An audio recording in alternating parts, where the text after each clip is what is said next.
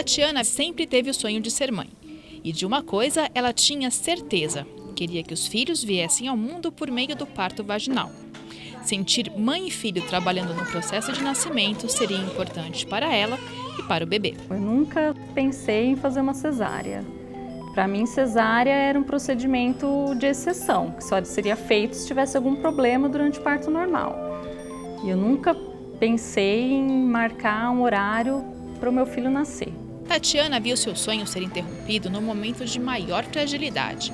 Após entrar em trabalho de parto com 39 semanas e 5 dias de gestação, ela ligou para seu obstetra e foi para o hospital. As enfermeiras realizaram a cardiotocografia, que mede os batimentos cardíacos do bebê, e aplicaram ocitocina sintética, usada para aumentar as contrações. Eu nem sabia que isso era feito de rotina. Me pegou de surpresa, mas claro, tudo bem, é assim que faz, né? Vamos lá. Eu estava sozinha na sala de pré-parto, eu comecei a ouvir o coraçãozinho da minha filha bater bem fraquinho quando eu tinha uma contração. Diminuía bem os batimentos. Aí nisso a enfermeira entrou, olhou o papel, saiu. Daqui a pouco entrou de novo, saiu e chamou o médico. Nisso ele chegou, aí ele entrou, aí eu tive outra contração, aconteceu a mesma coisa. Aí ele mandou tirar o soro na hora e estourou minha bolsa para ver se tinha mecônio. Não tinha, mas aí ele falou que tinha que ser cesárea de urgência. Depois disso, Tatiana buscou informações e descobriu que foi submetida a uma cesariana desnecessária. Apesar dos batimentos cardíacos do bebê estarem baixos, os outros sinais vitais não indicavam sofrimento fetal. Você confia cegamente, porque você não entende nada daquilo. Você vê o coraçãozinho do seu bebê batendo a menos de 50.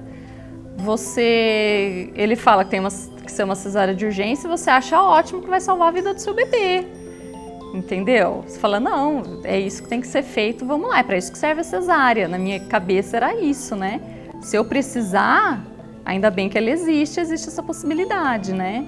Então eu fui assim, confiando que era aquilo mesmo, que o procedimento estava correto, que estava super bem indicada a cesárea. Tatiana engrossa as estatísticas sobre a quantidade de cesáreas realizadas no Brasil. Há 40 anos, somente 15% dos partos eram cirúrgicos. Hoje, dos 3 milhões de partos feitos anualmente, 52% são cesáreos, um aumento de 400%. A Organização Mundial da Saúde recomenda que a taxa de cesáreas fique entre 10% e 15%. Se dividirmos entre os setores, os números só aumentam. 88% dos nascimentos são registrados na rede privada contra 25% no setor público. A paciente escuta falar, ou a amiga dela teve cesárea, a outra amiga teve cesárea, por que ela não pode fazer cesárea? Mesmo que às vezes a mãe dela tenha tido parto normal, mas por que eu vou ter parto normal? Aí se juntaram duas coisas, a escolha da mulher e a conveniência do médico. Isso realmente existiu. Então ele preferia marcar 2, 3 cesáreas em seguidas numa manhã para poder se deslocar para o consultório. Ele tinha outros empregos que ele não podia sair para atender um parto normal e essas coisas foram se multiplicando. Levantamento feito pela SOGESP mostra o valor pago aos médicos por parto. No SUS, o profissional recebe R$ 150 pela cesárea e R$ 175 pelo normal. Já pelo convênio, os valores vão de R$ 240 a R$ 270. Eu acho que o principal motivo em rede particular foram as seguradoras dos convênios.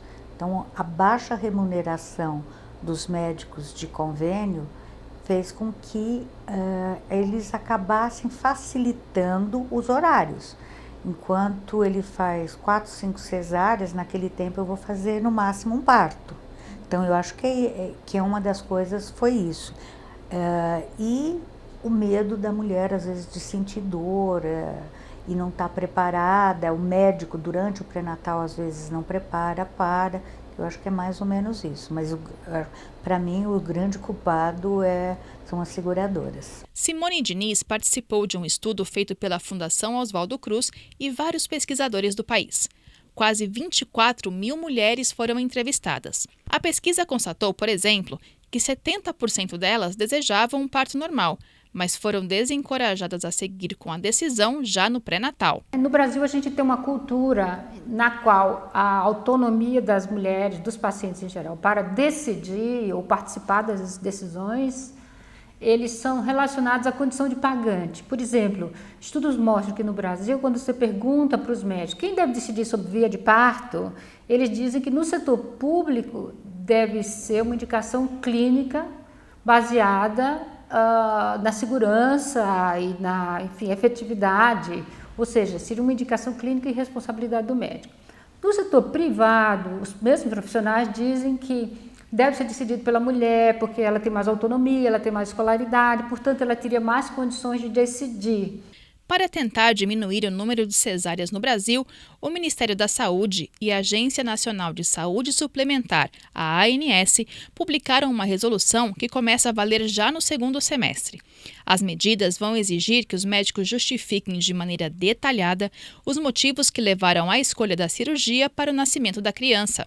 As regras dispostas na resolução normativa consistem basicamente em informar à gestante o percentual de partos normais e cesáreas do profissional e do hospital, exigir o preenchimento da carteira de gestante e do registro da evolução do parto, o partograma. Então, nós estamos passando informações científicas, distribuindo esse material, o cartão da gestante, as taxas de parto do médico e da maternidade. Isso é fundamental para a mulher ter o direito à escolha a um parto normal. E nós, da SOGESP, nós pedimos que o médico faça um contrato no início do pré-natal, dizendo como que ele vai conduzir, dizendo que se aquela paciente opta, por exemplo, por um parto normal, que ele vai tentar todas as condições para que ela tenha, mas que existe um limite para isso, que o limite disso qual é? O médico tem responsabilidade sobre as duas pessoas. O limite é o risco que ela corre, que a criança corre. Para os médicos, outras medidas devem ser adotadas para que a taxa de cesáreas atinja menores índices. Existe também uma fuga dos hospitais para procedimentos simples como um parto. Então, os hospitais estão fechando as vagas para obstetrícia, então está aumentando muito as cirurgias de alta complexidade que trazem retorno financeiro para os hospitais. Então, percebe que existe várias coisas contribuindo para essas altas taxas de cesárea e uma dessas é a própria formação obstétrica. Uma das coisas é isso, eu acho que tem que trazer de volta as obstetrizes para os pré-partos, para elas controlarem o trabalho de parto. Acho que a remuneração tem que ser adequada, então se um trabalho de parto durar X tempo, então é isso que você vai ganhar por hora, né? Por exemplo. A estrutura de funcionamento do serviço é montada com base na cesárea de rotina, né? Então você tem, muitos serviços começaram já há mais de 10 anos a ter uma sala que eles chamam PPP, né? Sala que pré-parto, parto e pós-parto, mas essas salas muitas vezes elas não são utilizadas e a gente vê que em vários serviços essas salas são usadas como depósito e as pessoas não utilizam, né? Mas isso tem acontecido, o fato de haver essas salas tem acontecido por pressão do próprio movimento de mulheres, né, e da insistência dessas mulheres em fazer um parto vaginal. Mas a informação ainda é a melhor saída para quem busca o parto desejado. As mulheres, na maior parte das vezes, elas optam por uma cesariana ou acabam fazendo uma cesariana sem ter todas as informações disponíveis. Eu acho que o parto ideal é aquilo que a gente estava... É o parto adequado, né? O que for melhor para a mãe e o que for melhor para o bebê. Eu sempre falo para as pacientes, 50% é você querer ter um parto normal, tá? 40% sou eu querer fazer um parto normal. Existe 10% que vai falhar por algum motivo, por motivo materno ou por motivo fetal, vai falhar.